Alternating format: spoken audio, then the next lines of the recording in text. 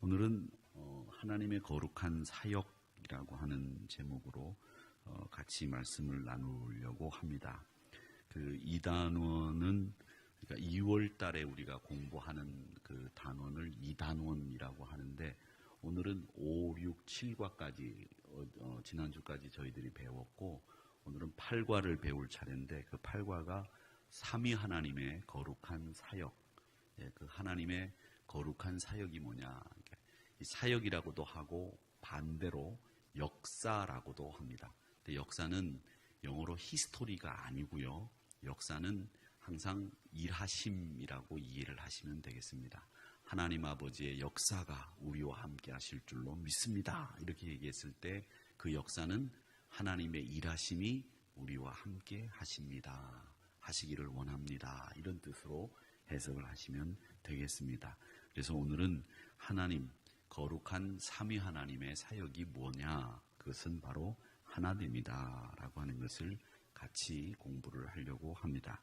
배울 말씀은 요한복음 14장의 말씀인데, 이 요한복음의 14장의 말씀은 굉장히 어렵고 힘든 말씀입니다. 여러분, 제가 나중에도 말씀을 드리겠지만은 이 성경은 쉬운 책이 아닙니다. 목사님들은, 제가 어릴 때도 목사님들한테 성경을 많이 읽어야 된다.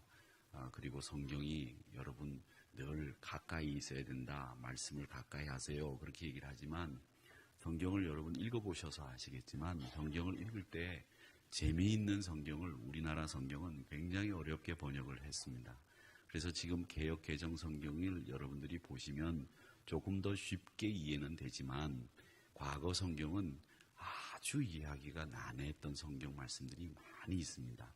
그래서 여러분들이 성경을 펴놓고 읽으시면 거의 30분 이내에 여러분들 거의 주무실 수 있는 그런 책이 성경입니다. 그만큼 어렵다는 거죠. 큰 각오를 하지 않고서는 성경 일독하기가 어렵습니다. 그래서 주보에 매일 성경을 읽을 수 있도록 1년에 일독할 수 있는 그 일람표를 여러분들에게 드리는 것이고, 또 특별 새벽 기도 때 가끔 저희들이 신약 성경을 통독을 했는데, 구약 신약을 한꺼번에 통독하는 일들도 좀 한번 해야 되겠다라는 생각을 합니다. 그럴 때 아니면 성경 읽기가 정말 어렵기 때문에 그렇습니다. 자, 그런데 오늘 이 말씀에 보면, 특히 요한복음 14장은 우리가 잘 읽어야 이해가 되는 말씀인데, 이 말씀을 한번 읽어보도록 하겠습니다. 14장 11절 12절만 먼저 읽어보도록 하겠습니다. 시작. 내가 아버지 안에 거하고 아버지께서 내 안에 계심을 믿으라. 그렇지 못하겠거든 행하는 그 일로 말미암아 나를 믿으라. 내가 진실로 진실로 너희에게 이르노니 나를 믿는 자는 내가 하는 일을 그도 할 것이요 또한 그보다 큰 일도 하리니 이는 내가 아버지께로 감이라. 아멘.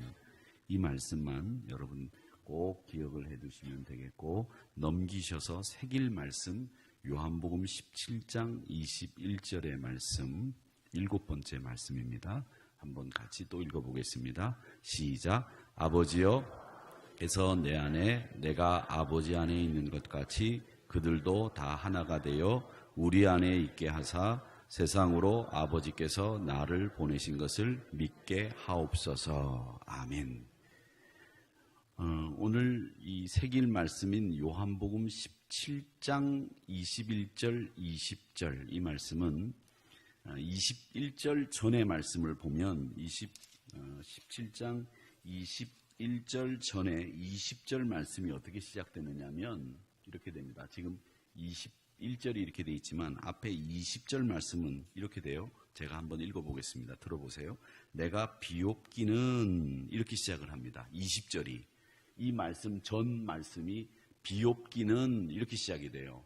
그 비옵기는 이라고 하는 말씀을 받는 말씀이 21절 말씀입니다. 그래서 내가 기도하는 것은, 내가 뭘 기도하느냐, 21절에 아버지께서 내 안에, 내가 아버지 안에 있는 것 같이 그들도 다 하나가 되어 우리 안에 있게 하시고 세상으로 아버지께서 나를 보내신 것을 믿게 하옵소서. 이 말씀을 풀면 이렇게 됩니다. 20절 말씀과 21절 말씀을 연결해서 풀면 아버지, 내가 기도합니다. 뭘 기도하느냐 하면 아버지가 내 안에, 내가 아버지 안에 있는 것을 다 알게 하시고, 또 아버지가 내 안에 아버지가 계신 것처럼 우리 예수님을 믿는 모든 성도들도 내 안에 있는 것을 원합니다. 이렇게 이야기를 하고 있는 겁니다. 그러면서 이렇게 됨으로 해서 아버지가 나를 이곳에 보낸 것을 모든 사람들이 믿을 수 있도록 도와주세요.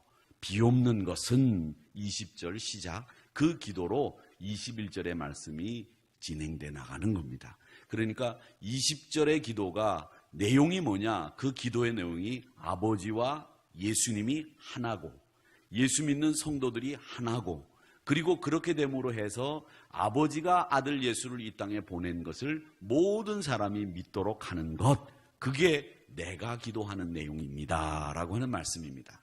이해가 되시는지 모르겠습니다만은 여러분, 이 말씀은 뭐냐면 성령 하나님, 성부 하나님, 성자 하나님이 다 하나고 우리도 그들과 함께 하나가 되어서 아버지가 아들 예수를 우리에게 보내주셨다는 것을 믿게 한다라고 하는 말씀입니다.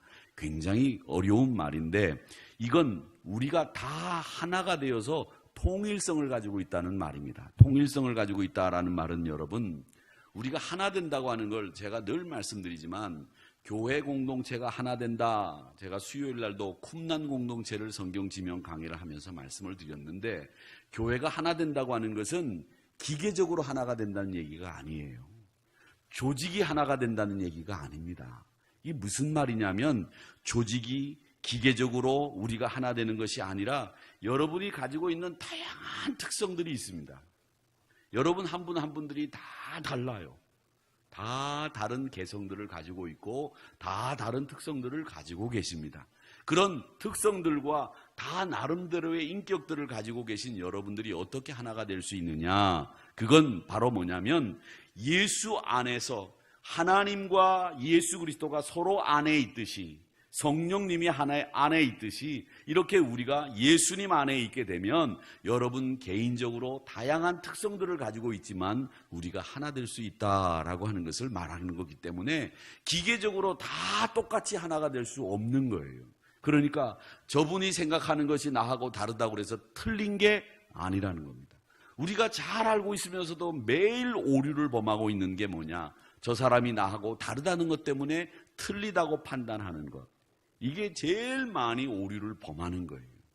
너무나 많이 범하는 오류 중에 하나가 그겁니다. 여러분은 같을 수가 없습니다. 같지 않습니다. 같다고 말하면 그건 정말 어불성설이에요. 다 달라요. 오늘 저녁 식사를 한 것도 여러분 다 각기 다르게 드셨을 거고, 같이 식사를 하신 분들은 오늘 자리에서 같이 식사를 하셨겠지만 같은 메뉴를 드셨어도 먹은 양이 달라요. 생각하는 것이 달라요. 그 다른 여러분들이 어떻게 하나가 되느냐? 그건 예수 안에서만 하나 될 수 있는 거지 기계적으로 여러분들이 똑같아질 수가 없다는 겁니다. 물론 헌신 예배를 드릴 때, 선교를 갈 때, 또 우리가 수련회를 할 때 똑같은 티셔츠를 입으면서 우리가 하나라고 하는 상징들을 보여주지만 그건 우리 머릿속에 여러분들의 이미지를 하나라고 만드는 것뿐이지 우리는 하나 아니에요.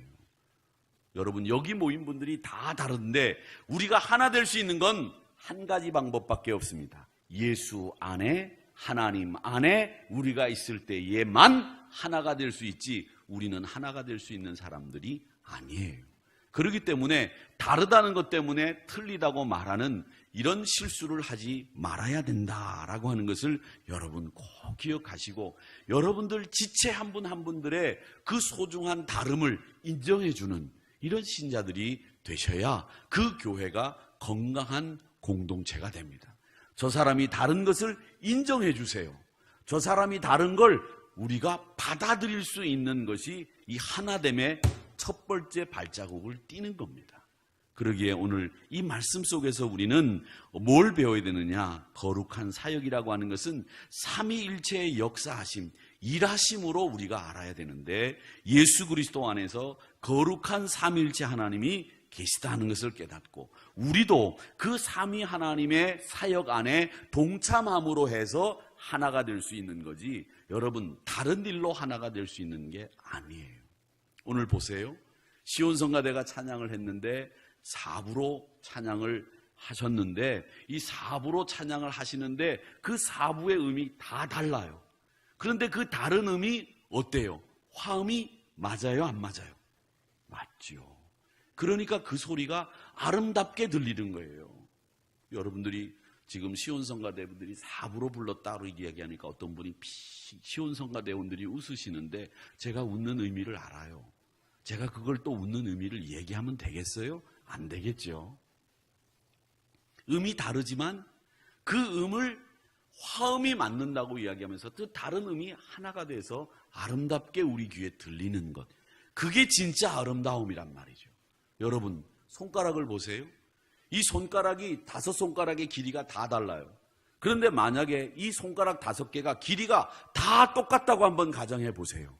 어떻게 되겠어요? 한번 생각해 보세요. 손가락 길이가 다 똑같다 그러면 아마 여러분 일단 제일 먼저 여러분이 늘상 접하는 컴퓨터의 자판을 두드리기가 어려우실 거예요. 그리고 손가락 길이가 다 이렇게 똑같으면 일단 뭐가 안 되느냐? 여러분 두께가 다 똑같기 때문에 코에 늘 손이 없다는 걸 여러분 아시게 될 거예요. 손가락 길이가 두께가 다 다르다는 거 여러분 꼭 아셔야 됩니다. 내 몸에도 다른 걸 이렇게 많이 가지고 있는데 내 몸에도 다른 사람이 다른 건 당연한 거죠. 그걸 틀렸다고 이야기하는 것은 이 하나됨을 망치는 하나됨을 이야기하는데 가장 나쁜 일이다라고 하는 것을 꼭 아시기 바랍니다.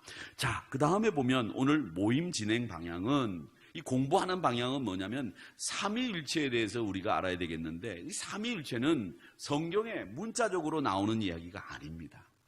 삼위일체라는 말을 여러분 많이 들어보셨겠지만 성경에 삼위일체라고 하는 트리니티라고 하는 말이 안 나와요. 그런데 성경을 들여다보면 숨은 그림처럼 그 말씀 밑에 삼위일체라고 하는 것들이 숨겨져 있어요. 한 분이신 하나님을 세 방향으로 살펴보면서 그 하나님이 어떤 분인지 제가 여러분들과 같이 묵상해보는 시간을 갖자고 말씀을 드리는데 세 방면으로 본다 이렇게 썼는데 이것도 사실은 참 조심스러운 말씀이에요. 여러분 삼위일체를 가지고 이단들이 굉장히 많이 있었습니다. 지금도 이단들이 가장 많이 이용하는 게 삼위일체를 이용해서 가장 많은 이단들이 자기 주장을 펼칩니다. 즉 어떻게 얘기하느냐 나중에 저희들이 살펴보겠습니다만 삼위일체 중에서 가장 영향력을 끼쳤던 이단이 누구였느냐 하면 양태론자들이라는 사람이었어요. 양태론자. 양태, 모양이 다른 것으로 삼위일체를 설명했던 사람들이 있었는데 이게 뭐냐면 이런 거예요. 제가 한번 설명을 해드린 적이 있었던 것으로 기억하는데 제가 여러분들에게는 목사예요.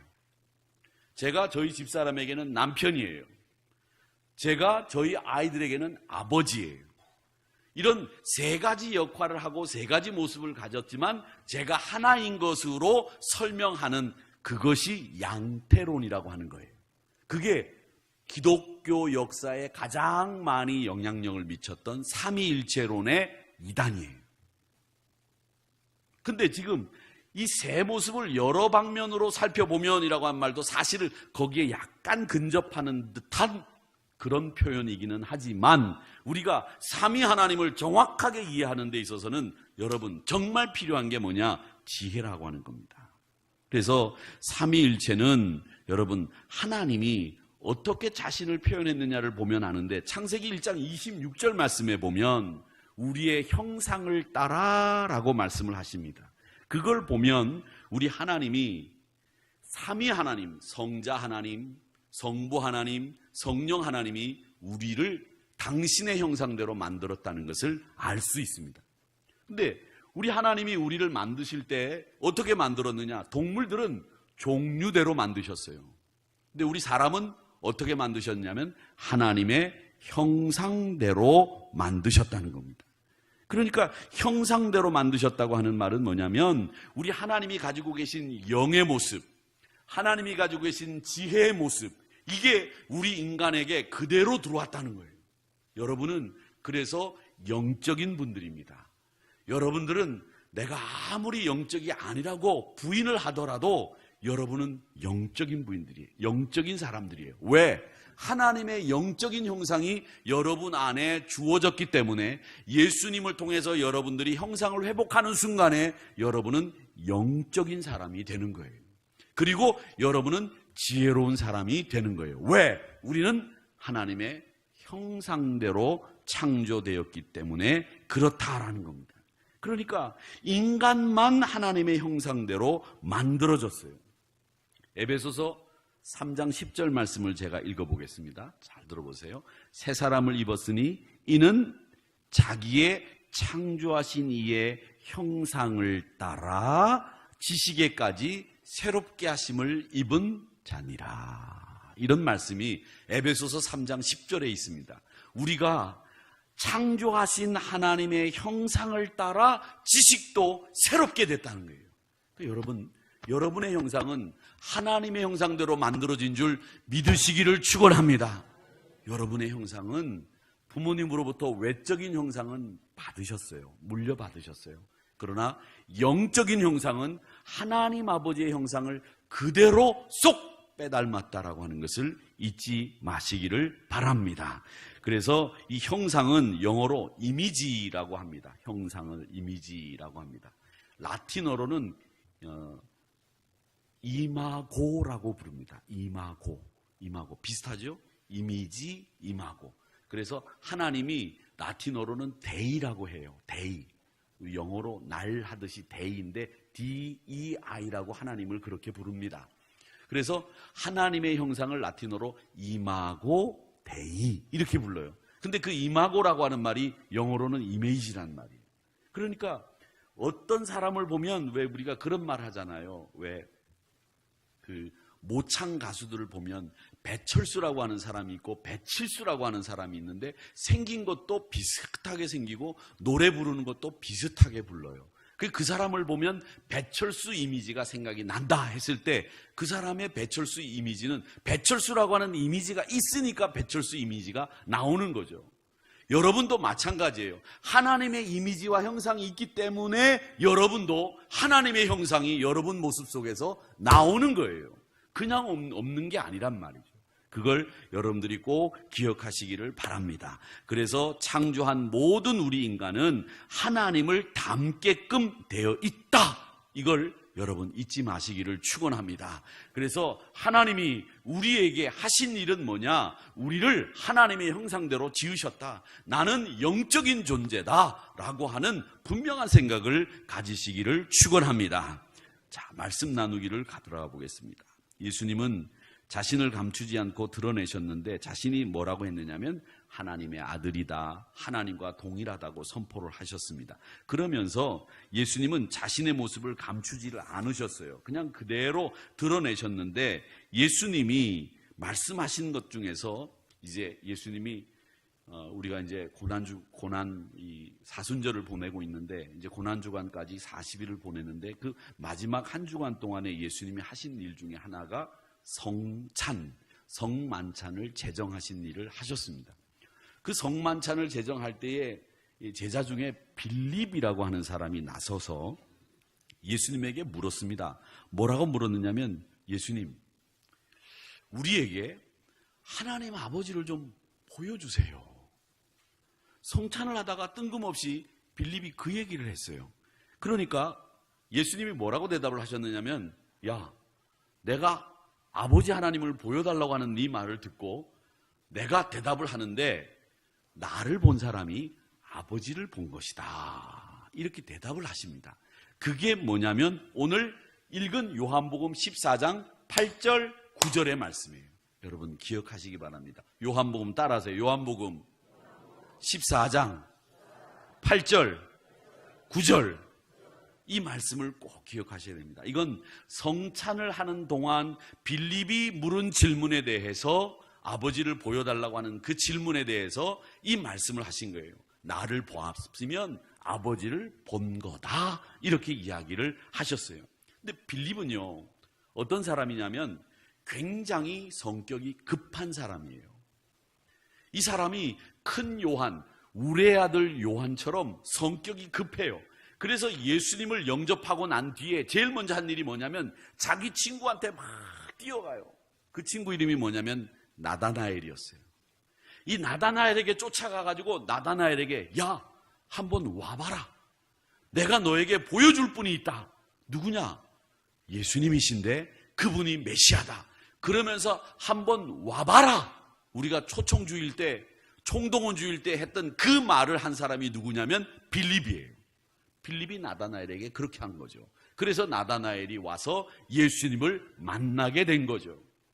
그런 사람이 빌립이고, 또 빌립은 어떤 사람이었느냐면 광야에서 5,000명이 예수님의 말씀을 듣다가 때가 됐는데 먹을 게 없어요. 그때 한 소년이 5개 떡하고 물고기 2마리를 가지고 왔을 때 축사를 해가지고 5,000명을 먹이고 12광주리가 남았는데, 그때 예수님이 걱정을 하셨어요. 야, 이 광야인데 우리가 이 많은 사람을 먹여야 되겠는데 어떻게 하면 좋겠느냐? 그랬더니 빌립이 나와가지고 떡 하는 말이 뭐냐면, 예수님, 이 광야에서 음식을 어디서 구하겠습니까? 이 사람들 다 먹이려면 100데나리온이 있어도 모자르겠습니다. 계산이 빠른 사람이에요. 그리고 굉장히 현실적인 감각의 사람이 누구냐면 빌립이에요. 자신의 상황을 정확하게 분석할 줄 알고 계산이 빠르고 상황 판단이 빠른 사람이 빌립이란 말이에요. 그러니까 성만찬을 할 때 예수님이 이제 인자가 들림받아서 순환받아서 십자가에 매달려 돌아가신다 그러니까, 예수님이 돌아가신다고 하니 3년 동안 예수님을 따라다닌 빌립의 입장에서는 야, 이거 어떻게 하면 좋을까? 내가 하나님도 제대로 믿지도 못하고 예수님도 제대로 알지도 못했는데 이걸로 끝나나? 이런 성찬의 자리에서 빌립이 딱 머리 빠르게 한 이야기가 뭐냐? 예수님, 하나님 좀 보여주세요. 그랬던 겁니다. 그러니까 예수님이 하나님, 나를 본 사람이 하나님을 본 것이다. 그렇게 이야기를 하면서 요한복음 14장의 말씀을 이야기를 하고 있는 겁니다. 그래서 여러분, 예수님을 본 사람은 하나님을 봤다라고 하는 것이 왜 그러냐? 삼위 하나님이 한 분이시기 때문에 그렇습니다. 성삼위 하나님, 성부 하나님, 성자 하나님, 성령 하나님이 한 분이시기 때문에 성자 하나님을 보면 어떻게 된다? 성부 하나님도 본 것으로 알게 된다라고 하는 겁니다. 여러분, 그러니까 꼭 기억하시기를 바랍니다. 우리가 예수님만 제대로 믿어도 하나님을 제대로 믿는 것이고, 하나님을 제대로 믿으면 예수님이 누구인지를 알게 되는 거예요. 아시겠지요? 꼭 기억하시기를 바랍니다. 자, 그러면 말씀 나누기를 보면서 이 말씀을 했는데, 이 말씀들을 보면 말이죠, 이 아내라고 하는 말씀들을 보면 우리가 이 말이 좀 잘 이해가 안 돼요. 삼위일체 교리도, 제가 아까 이단 얘기를 했는데 이단들이 하는 논리가 이렇습니다. 잘 들어보세요. 이단들은 예수님이 내가 떠나가면 보혜사 성령이 너희들에게 올 거다, 이렇게 얘기하셨어요. 이제 나중에 우리가 또 보게 될 겁니다. 요한복음 17장에 나오는 얘기예요. 그래서 보혜사 성령이 왔단 말이에요. 그래서 우리가 성령 충만함을 받고 마가의 다락방에서 120명의 성도들이 막 기도하다가 성령 받았어요. 성령 받았다고요? 그런데 이단들이 하는 얘기는 뭐냐? 야, 너희들 성령 받았어? 정말? 이렇게 물어봐요. 그러면 보통 신자들은 다 한결같이 그런 질문 앞에서 내가 성령 받았어. 그럼 너 지금 성령 하나님하고 동행하고 있어? 이렇게 물어보면 보통의 신자들은 대부분 다 아니, 성령 하나님이 내가 동행하고 있지를 못해? 거봐. 그러니까 네가 성령 하나님과 동행하고 있다고, 성령 하나님을 보내준다고 했는데 네가 동행하고 있지를 못해. 그러니까 성경에 나오는 보혜사 성령이 너희들과 영원히 함께 한다고 하는 말은 거짓말이야, 이렇게 나오는 거예요. 논리가. 신천지도 그렇고 또 안상홍도 그렇고 또 신천지뿐만 아니라 다락방도 그랬고 박옥수도 그랬고 다 많은 이단들이 그렇게 얘기합니다. 그런 다음에 뭐냐? 야, 너희들 보혜사가 누군 줄 알아? 보혜사 성령이 누군 줄 알아? 안상홍이야. 보혜사가 누군 줄 알아? 유광수야. 보혜사가 누군 줄 알아? 박옥수야. 그분이 지금 너희와 함께하고 있잖아. 이렇게 이야기를 하면서 보혜사 성령이 영원히 함께 하시지 않고 있다고 하는 걸 우리에게 주지시키고, 그런 다음에 지금 우리와 함께하고 있는 보혜사는 누구냐? 바로 우리의 교주이신 그분이시다. 이렇게 이야기하는 게 이단들의 대부분의 논리가 그거예요. 거기서 우리와 함께하는 사람만 바꾸면 이단의 논리가 다 맞아떨어지는 거예요. 아시겠지요? 여러분, 그러니까 그 말에 절대 속으면 안 됩니다. 아시겠지요? 이단에 걸리기만 해봐요. 안 됩니다. 이단의 논리는 딱 똑같아요. 한결같아요. 여러분, 많은 얘기를 하고 자기네들이 아는 성경 구절을 막 읽어도 한결같은 논리는 바로 그겁니다. 보혜사가 영원히 너희와 함께한다는 말은 거짓말이다. 지금 너희와 함께하는 보혜사는 우리 교주님이시다. 이렇게 얘기하면서 이단들이 여러분을 현혹하는 거예요. 그 현혹하는 부분에서 여러분들이 캐치를 하면 여러분들은 건전하게 건강하게 신앙생활할 수 있다. 이 논리를 여러분 머릿속에 잘 넣어두고 잘 그 말을 들으시기를 바랍니다. 그리고 무료 성경 공부한다. 같이 참 기발하게 이야기하시는 설교하는 목사님이 있다. 여러분, 기발한 게 어디 있습니까? 하나님의 기발함을 어떻게 인간이 따라가요? 하나님의 지혜를 우리가 어떻게 따라갑니까? 인간이 어떻게 기발해요? 성경 해석은 만고의 2000년 동안 변함없이 한결같은 방법으로 성경을 이해하고 성경을 해석하도록 했기 때문에 이단에 빠지면 기발해 보입니다.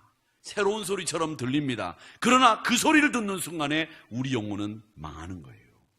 항상 조심하셔야 됩니다. 그래서 이 성경은요, 우리가 다 이해할 수 있는 책은 아니에요. 하나님의 신비 영역이 있단 말이죠. 이해 영역이 있고 믿음으로 봐야 되는 신비 영역이 있어요. 우리가 믿음으로 안 보면 이해가 안 되는 말씀들이 얼마나 많이 있습니까? 여러분, 모세가 어떻게 이해가 돼요? 봤습니까? 야곱을 보셨어요? 라헬이 요셉을 낳는 걸 여러분 보셨습니까? 안 보셨잖아요. 예수님이 무리를 걷는 걸 여러분 보셨어요? 저도 못 봤어요. 저도 보고 싶었어요. 꿈에라도 한번 보여주시지. 저도 하나님 음성을 들어보려고 많이 애쓰고 다녔다고 얘기했잖아요. 하나님이 제 귀에다 대고 장용아, 한 말씀만 해주면 좋겠다는 생각을 가지고 정말 몸부림쳤던 때가 정말 많이 있었어요. 그런데 제가 나중에 깨닫고 보니까 하나님의 말씀이 우리 이성으로만 이해되는 게 아니라 하나님의 말씀이 우리 믿음으로 이해되는 부분이 있다는 걸 알았어요. 믿음으로 이해되는 부분. 그걸 이해를 못하면 그 사람은 성경은 지식에 그치고 말아요. 그러나 믿음으로 이해하는 부분을 우리가 믿음으로 받아들이게 되면 그 사람은 말씀을 통해서 생명을 얻는 겁니다. 그러니까 여러분, 믿음으로 성경을 보셔야 됩니다. 왜? 성경의 말씀은 계시의 말씀이에요. 계시라고 하는 것은 하나님이 우리에게 보여주신 거란 말이죠. 보여주신 거예요. 당신이 자기의 속을 다 끄집어내서 보여주셨어요. 그리고 당신이 내려오셔서 우리에게 직접 우리 눈높이로 맞추어 주신 것이 성경이에요. 그 성경 말씀이란 말이죠. 그러니까 이건 하나님 수준으로 우리가 올라갈 수 없기 때문에 자신이 당신을 버리시고 내려오셔서 예수님을 통해서 우리와 소통하기를 원하신 거죠. 이게 거룩하신 삼위 하나님의 사역이었다는 것, 여러분 꼭 기억하시기를 바랍니다. 2017년 작년 6월 달에 여기는 없는 내용입니다. GNM 글로벌 문화재단이라고 하는 곳이 있어요. 기독교인들의 의식 수준을 조사하고 또 기독교인들의 신앙 양태를 조사해서 발표하는 리서치 기관이기도 하고 연구재단인데, 그 GNM 글로벌 문화재단이라고 하는 곳에서 작년에 19세 이상 개신교인 700명을 대상으로 해서 성경 읽기 실태를 조사했어요. 근데 의외로요, 성경 읽기 실태를 조사했는데 56개 질문을 이 700명 신자들에게 했습니다. 했는데 성경을 읽을 때 어려움을 느낀다라고 하는 부분에서 그렇다라고 느낀 신자가 몇 프로였느냐면 71.5%가 성경을 읽을 때에 어려움을 느낀다고 대답을 했습니다. 그러니까 성경이 쉽지 않다는 거죠. 그래서 저는요, 조금 중학교 한 3학년, 고등학교 1학년 영어 실력만 되면 여러분 책방에 가면 굿 뉴스 바이블이라고 하는 책이 있습니다. 영어 성경으로. 영어식으로 말하면 굿 뉴스가 아니라 굿 뉴즈라고 얘기해야 되는데 굿 뉴스 바이블이라고 하는 책이 있어요. 영어 성경인데 이 고등학교 한 1학년 정도 수준만 돼도 그 영어를 고등학교 1학년 때까지만 배우셔도 읽을 수 있는 영어 성경이에요. 굿 뉴스 성경이. 우리가 가지고 있는 성경이 NIV, RSV 성경이 여러 종류가 영어 성경이 많이 있는데 그 중에서 제일 쉬운 영어로 만들어진 성경이에요. 저는 개인적으로 고등학교 1학년 영어 수준 정도만 되면 그 성경책을 사서 보십시오라고 권하고 싶습니다. 그런 성경은 언제 보셔야 되냐면 지하철 타고 다닐 때 그 성경을 다 펴고 영어로 읽으세요. 정말 쉬워요. 어렵지 않아요. 정말 어렵지 않습니다. 그렇게 보시면 훨씬 더 한국말로 이해하는 것보다 쉽게 이해가 돼요. 그래서 전 청년들한테 그 성경을 사서 읽으라고 말씀드리고 싶어요. 근데 이 성경이 어렵단 말이죠. 왜? 70% 이상이 어려움을 느끼거든요. 그리고 이 성경을 읽는데 감동이 된다는 신자는 몇 프로 있느냐면 36%밖에 안 됐어요. 그리고 일주일에 성경을 몇 시간 읽느냐라고 물었는데 다행인 것이 1시간 평균 46분을 우리 신자들이 일주일에 성경을 읽더라는 거죠. 1시간 46분. 저는 5분도 안 읽는 줄 알았는데 우리 신자들의 보통 성경을 읽는 시간이 일주일에 1시간 46분이었다는 거죠. 놀라운 일이죠. 이사야서 55장 2절의 말씀 여러분 아시죠? 너희가 어찌 은이 아닌 것을 달아주고 배부르지 못할 것을 위해서 수고하느냐. 너희는 내게 듣고 들을지어다. 너희가 좋은 것을 먹을 것이며 너희들이 기름진 것으로 즐거움을 얻을 것이다. 그렇게 이야기했는데 그게 뭐냐? 하나님의 말씀이에요. 말씀. 그 말씀을 사모하시기를 주님의 이름으로 축원합니다. 두 번째로 우리 예수님은 성령을 보내주십니다. 그 성령님이 뭐냐면 보혜사 성령이에요. 보혜사라고 하는 말은 무슨 뜻이냐면 중보자라는 뜻이에요. 피스메이커라고 하는 뜻도 되고 또 사람과 사람 사이에 거리를 좁혀주는 사람, 또 사람과 사람 사이에 화해를 중재하는 중매인 이렇게 생각하시면 돼요. 우리는 중매라는 말을 많이 썼잖아요. 중매하는 사람이에요. 은혜를 끼치는 사람이에요. 보혜사라고 하는 말 자체가 그런 말을 가지고 있어요. 그러니까 여러분 성령 하나님은 우리와 예수님, 우리와 하나님과의 관계를 우리 성도님들과 성도님들과의 관계를 은혜롭게 사이좋게 평화롭게 화평하게 만들어주는 분이 누구냐? 보혜사 성령님이에요. 이 보혜사 성령님은 언제까지 우리와 함께 하신다고요? 영원히 기억하세요. 보혜사 성령님은 언제까지? 영원히 우리와 함께 하시는 분이에요. 잊으시면 안 됩니다. 보혜사 성령님은 언제까지? 영원히 우리와 함께 하시는 분이다라는 것을 꼭 기억하시기를 바랍니다. 이분이 뭘? 진리의 영으로 진리를 가르쳐 주십니다. 우리와 영원히 동행한다. 이 두 번째는 잊어버리면 안 돼요. 절대 잊어버리면 안 돼요. 성령 하나님을 통해서 하나님을 알고 예수님을 알 수 있다라고 하는 겁니다. 그래서 이 성령 하나님이 우리에게 찾아오셔서 성령 하나님과 성부 하나님과 긴밀하게 연합할 수 있도록 만들어주시고, 예수 믿는다고 하는 것은 우리가 예수님과 연합하는 역사예요. 연합하는 거, 하나 되는 거죠. 그 하나 되는 걸 누가 연결해 주느냐면 성령 하나님이 연결해 주는 거예요. 아시겠습니까? 꼭 기억하시기를 바랍니다. 마지막 세 번째, 삼위일체 하나님을 통해서 우리가 경험하는 게 뭐냐? 성결한 체험을 하게 됩니다. 하나님을 만나면 우리가 전인적인 만남을 하게 되고 그 열매와 결과는 기적입니다. 하나님만이 하시는 일이에요.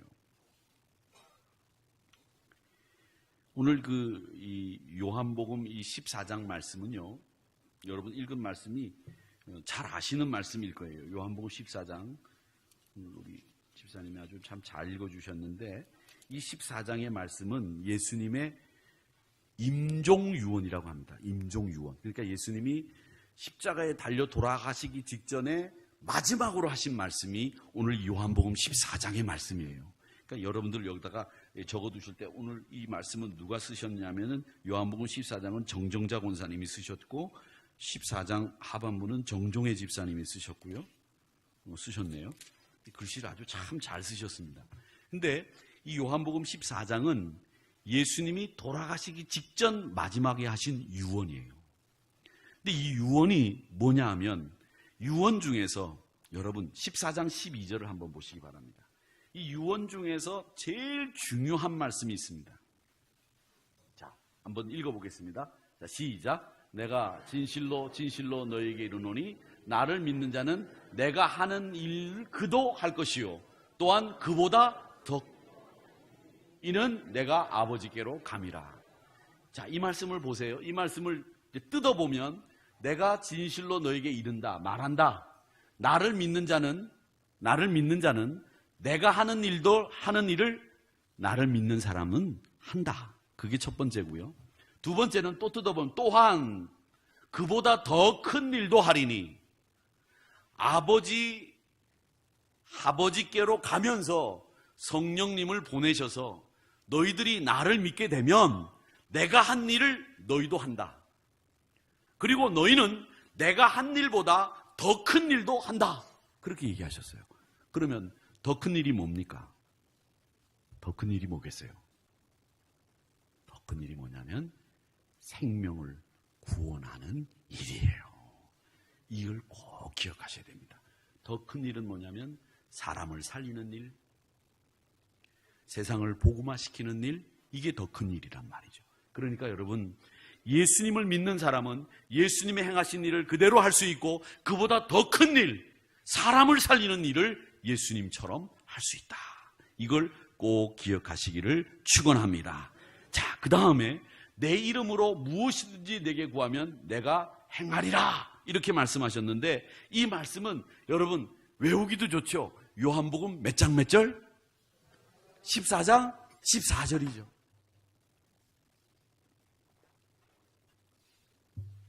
제가 오늘 금요기도회 때 막 열을 내고 얘기를 해가지고 목이 좀 탄데 요한복음 몇 장 몇 절이요? 이거는 여러분 안 잊어버리셔도 돼요. 안 잊어버리셔도 돼요. 아시겠죠? 무슨 말인지 못 알아듣으시는데 자, 한번 두 번만 따라합시다. 요한복음 14장 14절. 요한복음 14장 14절. 같이 있습니다. 내 이름으로 무엇이든지 내게 구하면 내가 행하리라. 이 기도응답의 약속이에요. 이 기도응답의 약속을 여러분 잊으시면 되겠어요? 안 되죠.